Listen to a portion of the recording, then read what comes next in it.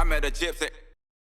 So with the racing side of things too, like where do you sit right now as like a guy that's doing it to like how good can a privateer do against a factory rider? Like what are the advantages that you've seen over these past couple years? And like can a privateer be competitive with for the factory guys, or like where do you think that line is? I mean, there are definitely privateers out there who do a lot with not a lot, you know? I mean, you look at someone like Benny Bloss or like, there's a lot of people out there. Henry Miller is one guy who's absolutely kills it just day in and day out, and he's just riding on stuff that like anyone can go out and buy. But I don't know. You can look at people like Freddie Noren. I remember, I think it might have been like 2013 or something when he first got his like first shot at like a factory HRC ride outdoors. I think it was Yeah. actually him and Sealy that were teammates for that. And he like, I remember a quote from him saying that like he never knew a bike could handle that good before. Like, Mm. and that's someone who probably had some pretty good equipment at his disposal at the time because he is like Fast Freddy, and he was killing it as a privateer and definitely had some good sponsors. But I can't really speak on it because I've never ridden a factory bike or anything like that.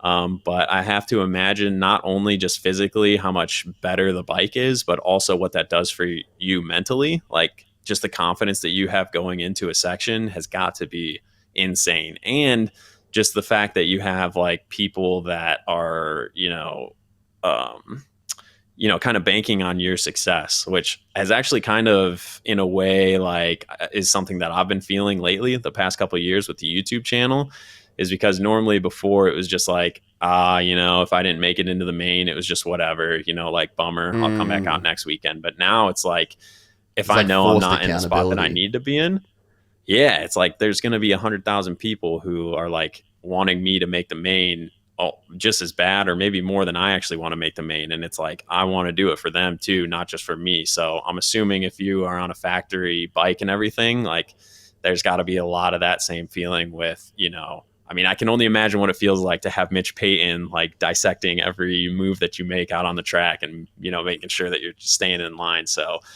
I think most of it, or a lot of it at least, is just mental. The sort of like confidence boost that it has to be being on a factory ride and knowing that those people believe in you enough to like spend all that money on you and invest in you that much that like they think you're that sick. So I think more than anything, it's probably mental.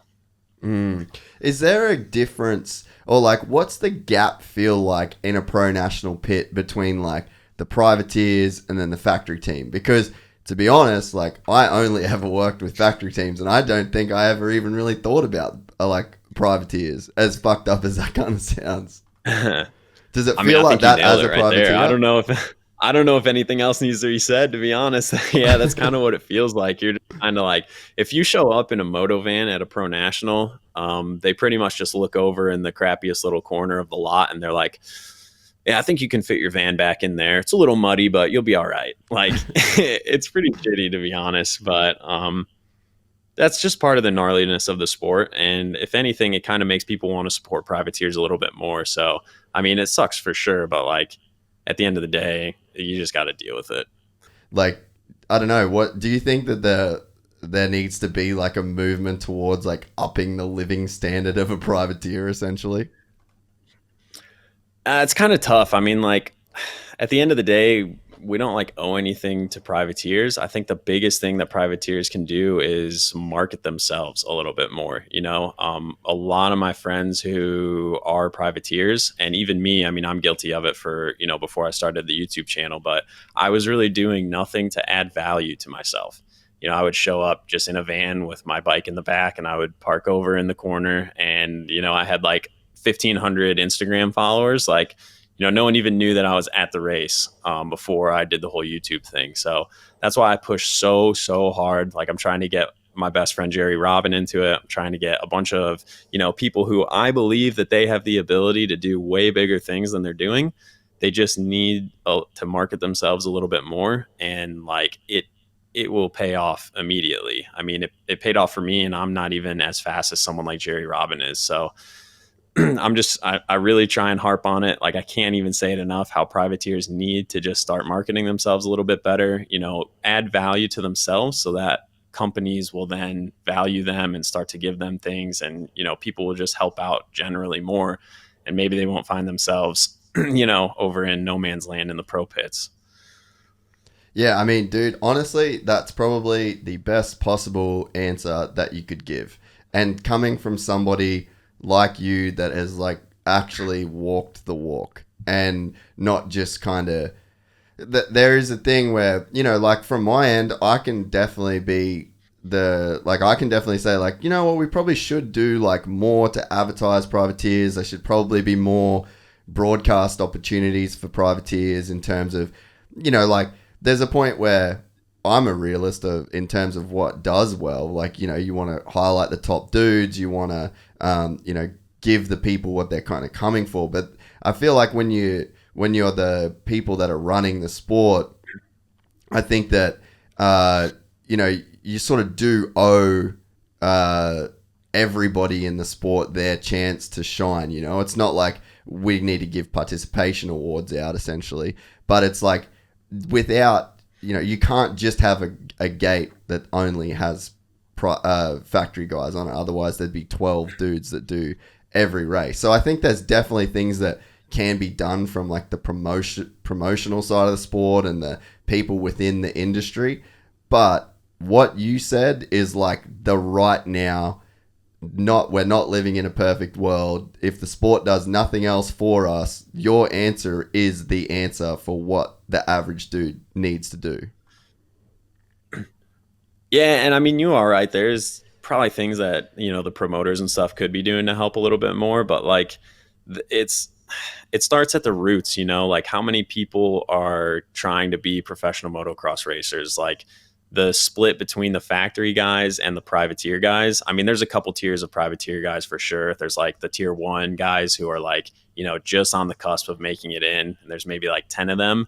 But beyond that, it's guys who just have everyday jobs. They ride, maybe once a week if they're lucky when they can. And obviously, that tier of riders are getting smoked by the top guys. I'm probably included in that group, maybe, and in some category in between where I'm like not getting completely smoked, but I'm not also like right on the cusp. So, I mean, the best thing that the privateers can do is put eyes on them and give them, give fans a reason to cheer for them. Because Yeah. like, I mean, if you have the entire crowd cheering for you and thousands of people back home like looking for your name on the TV screen, like then maybe the camera will find its way onto your bike at some point throughout the main. So, I mean, you just got to market yourself at the end of the day, and that's something I'm like slowly learning. And I'm definitely lucky that I kind of like got on that wave so early enough to where it can like keep prolong my career a little bit more. And how important is it, do you think, to be like realistic about your like speed level and what you can offer to people? Because like you're very realistic about your speed. Like you're not out making claims that if you had this, you'd be able to compete. And if you had, because I feel like so many dudes spend time like even Joey Savacci, like when Joey was younger, like all he fucking did was tell me and anyone else that had listened and the Verb guys like how much better he'd be if he had this, this, and this. Granted, he ended up doing pretty good, but it's like that was so much wasted energy from him. And I know so many guys like that where, you get to the track and you're filming with the factory dudes and they're like, hey man, how about you get a couple clips of me? Like if I had that, and it's like, dude, fuck off. Like, come on. Like, maybe you're right, but also just do your shit. Like, I'm trying to do my shit, So how much does like just being realistic about like where you're at in the food chain and like like milking what you're worth, as opposed to like thinking that you're worth more than you are? Yeah, I mean, it's like there's a fine line you have to walk, and I understand why people are like that because, like, on the inside, if you truly want to race professional motocross, you have to think that you're a pretty bad dude on the inside. Like, even though I talk, like, I know I'm realistic and I don't make claims of anything that I'm not. On the inside, I truly do believe in myself. Like, I believe that I have like the talent to, you know, be where I want to be. And I think if you don't believe in yourself on that level, like why are you even out there doing it?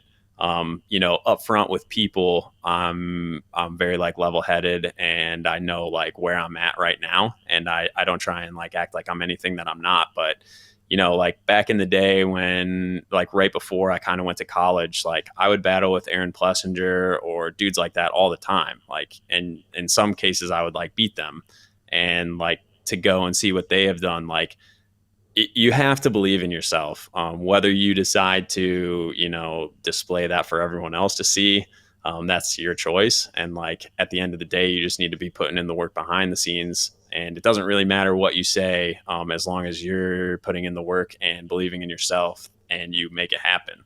I mean, it's way better to not say those things and put the work in and then go on and do them than it is to say all those things and then never put in the work and amount to nothing. So, I mean, you got to believe in yourself. I don't blame those guys for thinking like that. It's a super like mental sport. So if you don't believe in yourself, then you might as well just, you know, quit racing. We're excited to announce the launch of our new membership site, gypsytales.com, packed with exclusive content and perks that you won't find anywhere else. This is your chance to become a part of the Gypsy Gang. And as a special bonus, if you sign up to an annual membership, you'll be entered into the draw to win our custom-built TC125. Gypsy Gang.